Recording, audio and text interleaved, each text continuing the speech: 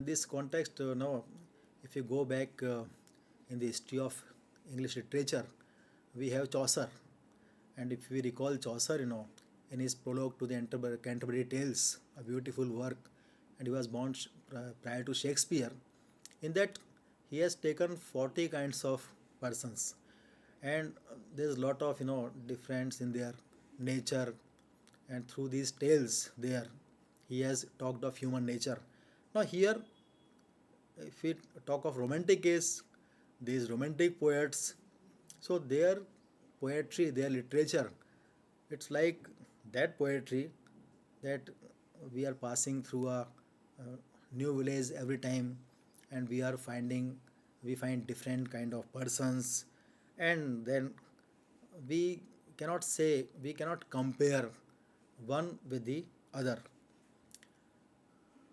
Now, how they expressed, one more point comes, that all these romantic poets, uh, they were poets, of course, but what did they write, and how beautifully they wrote? So, which was the important their literary features?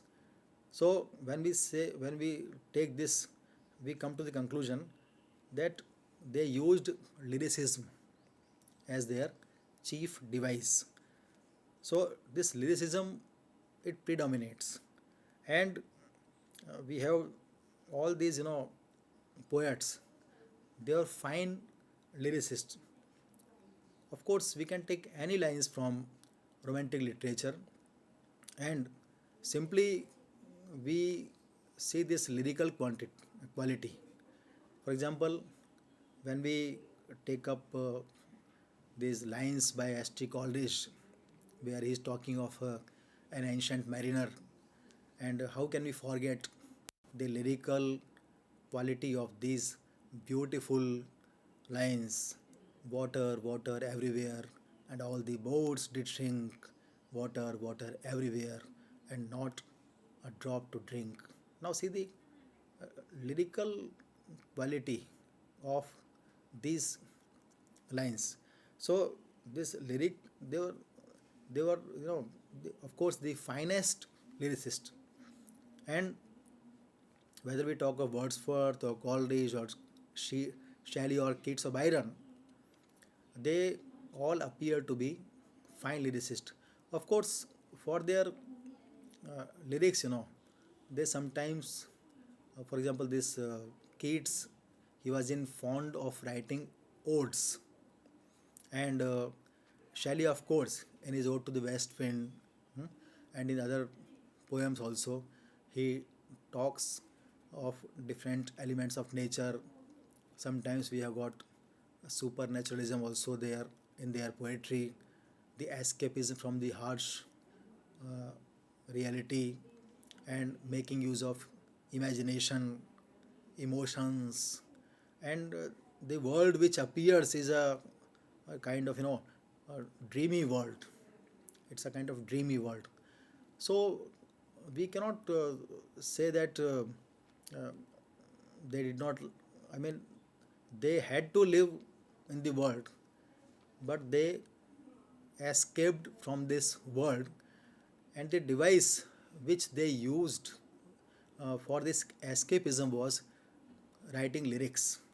So uh, we can have so many examples of different poems, but in common, this thing was prevalent in them, and this thing which was prevalent was that they were fond of writing lyrics. Now, what was their style?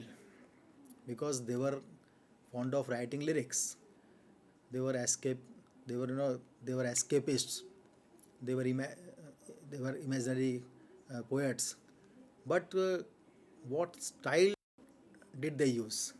So while talking about this style, we at once come to this conclusion that they were basically very simple, and uh, this feature marks their poetry, that they were basically very simple, and their style is marked by simplicity. So in every kind of poem which this poet, they which they composed, we have one common feature, that the words used are simple. The style is very simple, and they are not making use of inflated artificial mode of expression, as was done by some classical poets, like uh, Milton. When we go through Milton's poetry, we have many scholastic words. When we go through the poetry of this Dryden and Pope, they were inflated, artificial. But on the contrary, these poets, they made use of these very simple words. Their style was simple, and the imageries and these symbols, which they used, were of course simple to this extent that just as when we read these, an image takes form in our mind. For example, when we again take a case of this Rhyme of Ancient Mariner by Coleridge, so in that we have two lines: as idle as a painted ship on a painted ocean. Now see the simplicity of these lines. So in nutshell, it was a beautiful age, and it was full of imagination.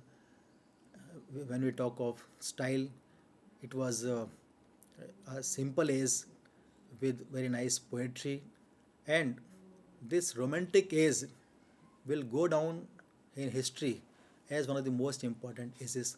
Thank you very much.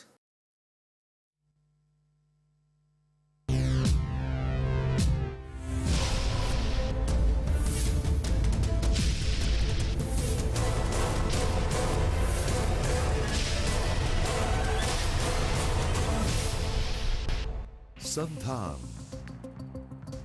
All Gujarat Integrated Classroom. સેટેલાઇટના માધ્યમથી જોડતી કડી એટલે સંધાન.